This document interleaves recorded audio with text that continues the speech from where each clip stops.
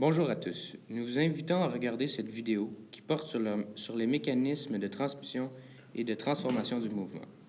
Cette vidéo est présentée par Gabriel Bélanger, Nicolas Bonneville, Charles Doyon et Mathieu Poliquin. Les sujets suivants vous seront expliqués. Premièrement, nous vous expliquerons les mécanismes de transmission du mouvement, ce qui comprend les roues de friction, les poulies et les courroies, les engrenages, la chaîne et la roue dentée, et enfin, la roue dentée et la vis sans fin. Deuxièmement, nous vous expliquerons les mécanismes de transformation du mouvement, ce qui inclut la vis et l'écrou, la bielle et manivelle, le pignon et la crémaillère, la came et la tige guidée et l'excentrique. Finalement, nous expliquerons ce qu'est l'adhérence et le frottement.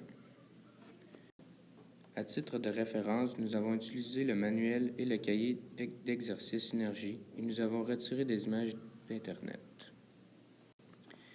Le système de transmission du mouvement. Ce système permet de transmettre un même type de mouvement d'une pièce à une autre. Par exemple, un mouvement de rotation d'une pièce A transmettra un mouvement de rotation sur la pièce B. Dans ce système, on retrouve toujours un organe moteur qui a comme fonction de mettre le système en mouvement et un organe récepteur sur qui le mouvement est transmis. Il peut arriver qu'un organe intermédiaire soit nécessaire pour que le mouvement se transmette de l'organe moteur à l'organe récepteur. Voyons maintenant un par un les différents types de systèmes de transmission de mouvement. Le système de roue de friction. Une première roue entre en rotation sur un axe. Elle tourne dans un sens.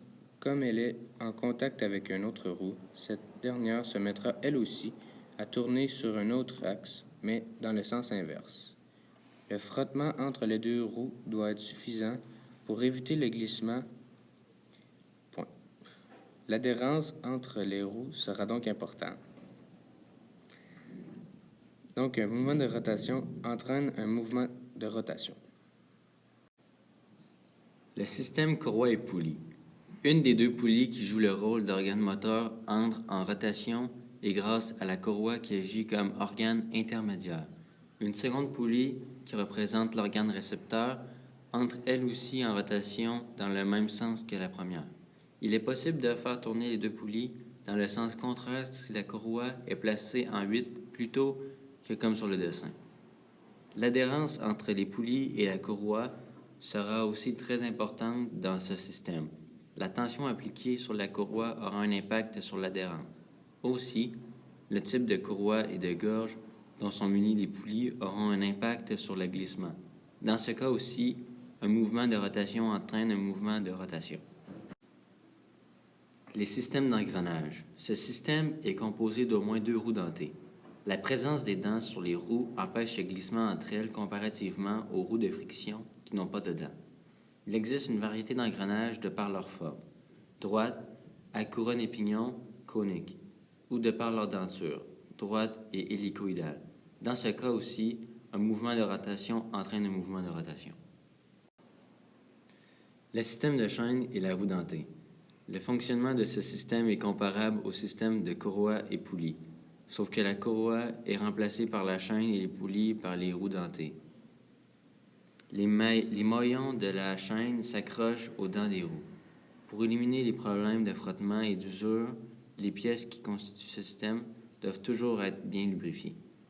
Dans ce cas aussi, un mouvement de rotation entraîne un mouvement de rotation.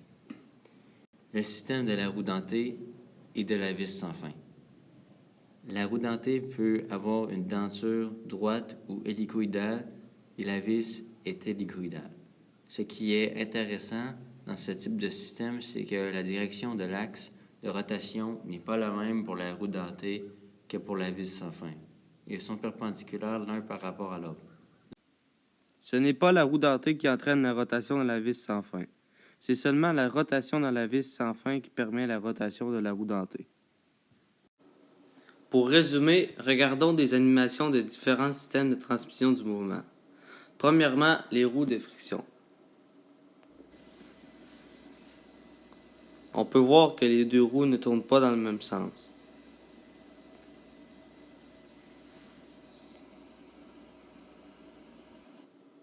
Deuxièmement, la courroie et poulie.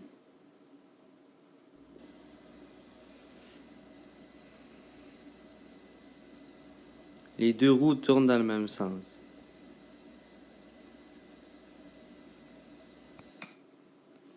Troisièmement, les engrenages.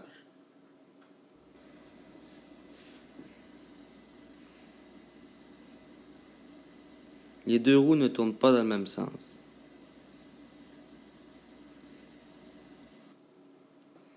Quatrièmement, la chaîne est roue-dentée.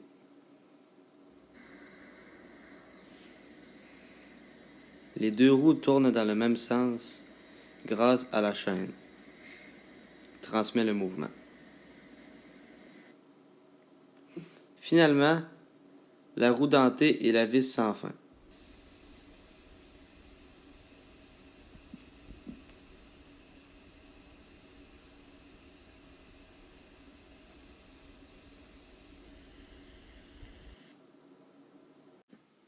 Passons maintenant au système de transformation du mouvement. Ces systèmes permettent de transformer un mouvement de rotation en un mouvement de translation ou le contraire. Par exemple, un mouvement de rotation d'une pièce A transmettra un mouvement de translation sur une pièce B. Comme dans les systèmes de transmission du mouvement, on retrouve toujours un organe moteur qui a comme fonction de mettre le système en mouvement et un organe récepteur sur qui le mouvement est transmis. Voyons maintenant un par un les différents types de systèmes de transformation du mouvement. Le système de vis et écrou. Il s'agit d'un système très simple.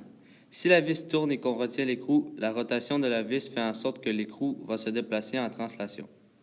Si c'est l'écrou qui tourne et que l'on retient la vis, la rotation de l'écrou fait en sorte qu'il y aura une translation de la vis. Le système de bielle et de la manivelle. Le mouvement de translation deviendra un mouvement de rotation ou vice-versa. Le système de pignon et de crémaillère. La roue dentée est appelée pignon et la barre dentée se nomme crémaillère. Le mouvement de rotation de la roue dentée entraîne un mouvement de translation de la barre dentée ou l'inverse. Le système de la came et de la tige guidée. Le mouvement en rotation de la came provoque le mouvement de translation de la tige guidée. Un ressort où la gravité permet le maintien du contact entre la tige guidée et la came. La forme de la came aura pour effet d'engendrer le mouvement plus ou moins complexe de la tige guidée. Les excentriques. Dans les systèmes de tige guidée et came, on peut utiliser des excentriques. L'excentrique est une came de forme ronde, mais dont l'axe de rotation est décentré par rapport à la circonférence de la came. Pour résumer, regardons des animations de différents systèmes de transformation du mouvement. Premièrement, la vis et écrou.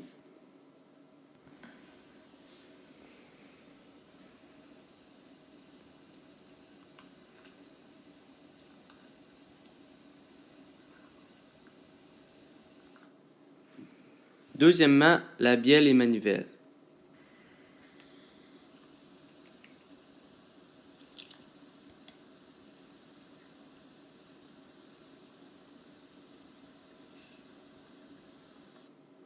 Troisièmement, pignon et crémaillère.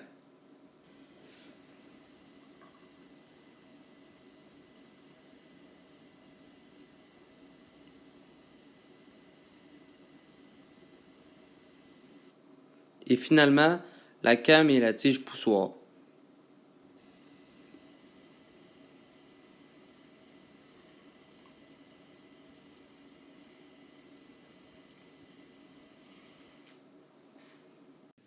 L'adhérence et le frottement. Il y a de l'adhérence lorsque deux surfaces tendent à rester collées ensemble. C'est le contraire du glissement. L'adhérence est importante entre les surfaces de certains systèmes de transmission de mouvement pour qu'ils soient efficaces.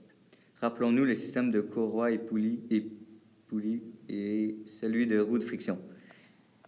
Plusieurs éléments influencent l'adhérence. Le type de matériau utilisé, la température, l'état de la surface, les forces appliquées. Le frottement est quant à lui une force qui empêche le glissement d'un objet sur un autre. L'utilisation d'un lubrifiant permet de réduire le frottement. Lorsque la force de frottement est suffisamment forte pour empêcher le glissement de deux objets en contact, alors on parle d'adhérence. Ceci termine notre présentation. Nous espérons que celle-ci vous permettra de mieux comprendre les systèmes de transmission et de translation du mouvement.